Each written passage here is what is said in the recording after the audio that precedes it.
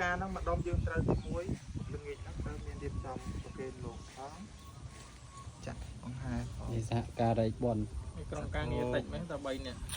នេះទៅតអ្នករវល់ធ្វើការ ធាន ក្រុមយុវជន មេតាបេក្រម គណៈយុវជន នេះអនុវិជនអនុធាន យុវយាយ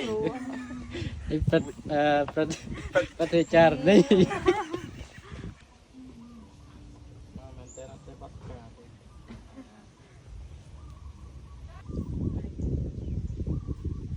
យកទៅសុំលោកកែមលី បងមានឲ្យសុកណាមកជួយ ប្រាប់តា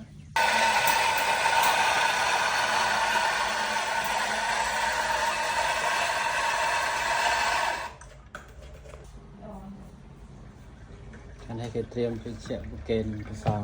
ទៅមុនពេលថ្ងៃ ខ្ញុំមិន